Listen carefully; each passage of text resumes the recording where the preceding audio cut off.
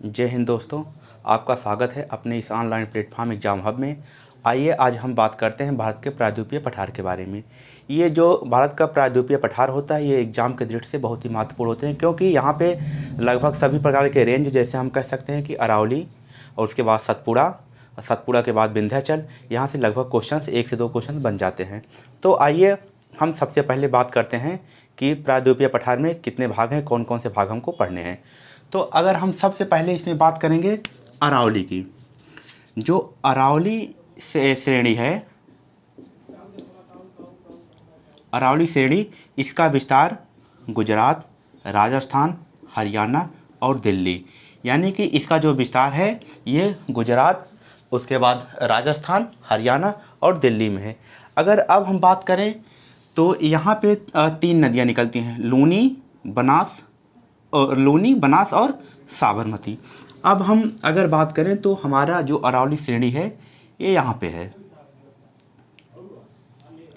अब अगर हम अरावली की बात करें तो जो अरावली की सर्वोच्च चोटी है उसे हम गुरु शिखर के नाम से जानते हैं। अब एग्जाम में ये पूछा जाएगा कि जो अरावली श्रेणी है इसकी सर्वोच्च चोटी कौन सी होगी, तो जो आपका आंसर होगा वो होगा गुरु शिखर। अब उसके बाद यहाँ से कुछ महत्वपूर्ण नदियाँ भी निकल रही हैं, जिसे हम लूनी, साबरमती या बनास के नाम से जानते हैं। मतलब 3 प्रकार की यहाँ 3 नदियाँ निकल रही हैं। तो अब जो लूनी नदी है और साबरमती, ये अपना मुहाना पश्चिम में बना रही है, और जबकि बनास पूरब दिशा में जा रहा है, बंगाल की खाड़ी में।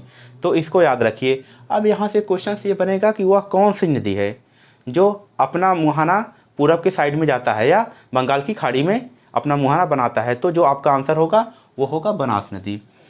अब हम बनास के बाद अगर बात करें तो जो अरावली श्रेणी है, ये जो गुरु शिखर है, इसका संबंध जो है आबू धाबी से है।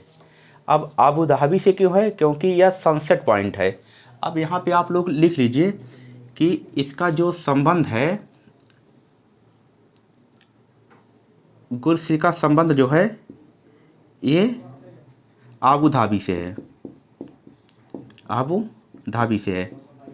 अब आबू धाबी से क्यों? क्योंकि ये सनसेट पॉइंट है, और यहाँ पर एक जैन दिलवाड़ा मंदिर है।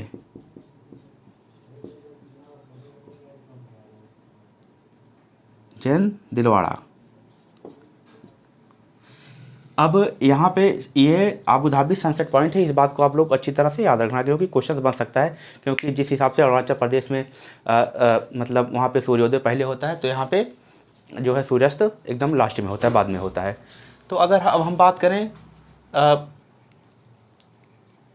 मेवाड़ का पठार। मेवाड़ का पठार प्रसिद्ध इसलिए क्योंकि यहाँ पे राजा रत्न सिंह का दीर्घकाल से अधिकार इनका रहा है, और उसके बाद बनास नदी इनको काटती है।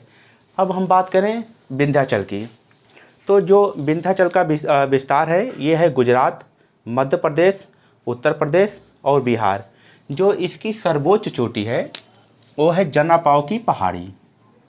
यहाँ पे इसकी चोटी है जनापाव की पहाड़ी। इसका जो विस्तार है वो मध्य प्रदेश में है।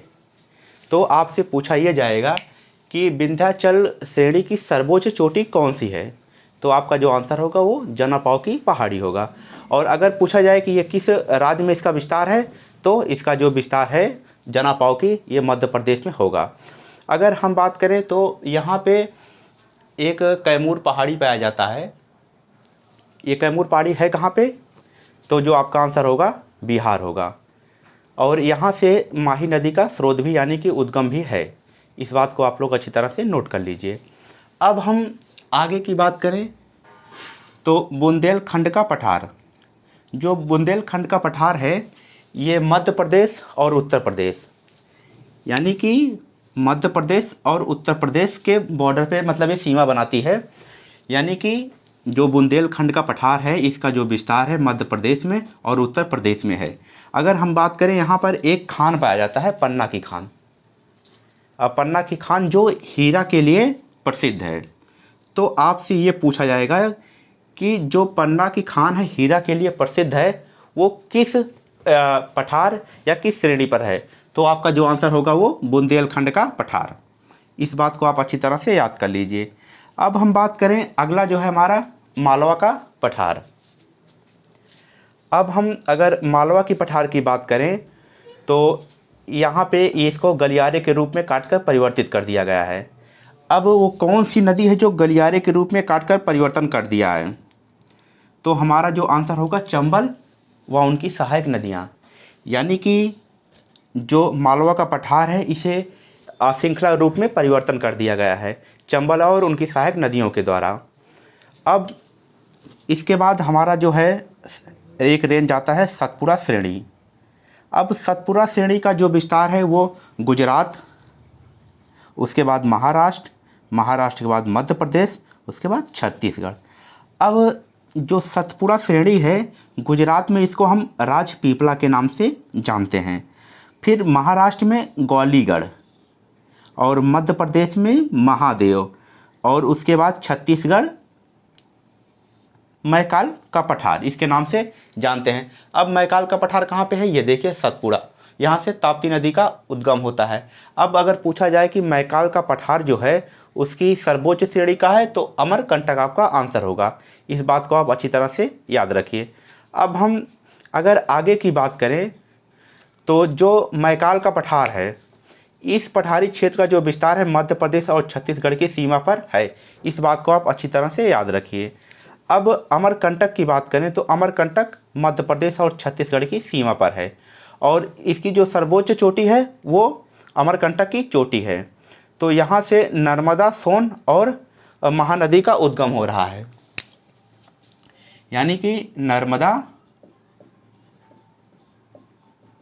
सोन, ये यहाँ पे आदि नदियों का ये सब उद्गम हो रहा है। तो आप लोग इस तरह जो है अच्छी तरह से याद रखिए।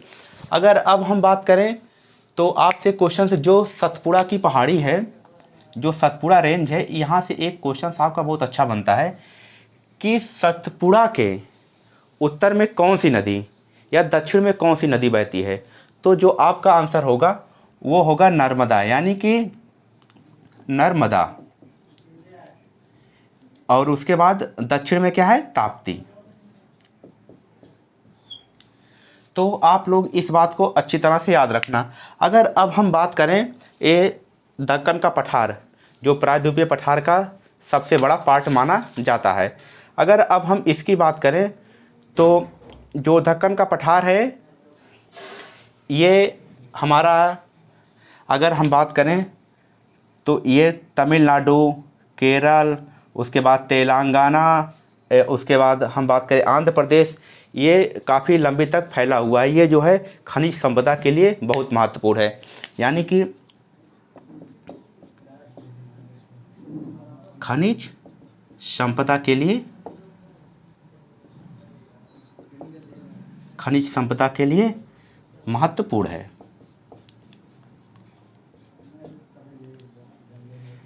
अब हम अगर एक बार रिवीजन के तौर पे बात करें तो हम फटाफट देख लेते हैं कि हम लोग इसको जो है कैसे जल्दी जल्दी में रिवीजन करेंगे। तो आइए देखिए, सबसे पहले ये देखें कि अरावली जो श्रेणी है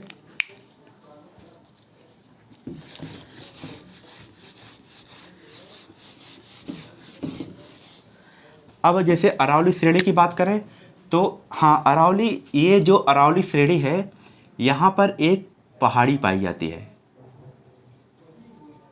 इस पहाड़ी का नाम है रॉयल सीमा, रॉयल सीमा, या इसे हम रीच पहाड़ी के नाम से भी जानते हैं। ये क्यों इम्पोर्टेंट है? ये है दिल्ली में, ये दिल्ली में है और यहाँ पे राष्ट्रपति जो है भवन स्थित है। राष्ट्रपति भवन स्थित है और ये कहाँ पे है? दिल्ली में। अब हम अगर बात करें कि जो है अरावली श्रेणी के पश्चिम में मरुस्थल का विस्तार है, इस बात को आप लोग अच्छी तरह से याद रखना। आज का हमारा जो क्लास होगा यहीं तक होगा। आई होप आप लोगों को ये सब अच्छी तरह से समझ में आया होगा। कल हम नेक्स्ट टॉपिक के बारे में बात करेंगे। जय हिंद।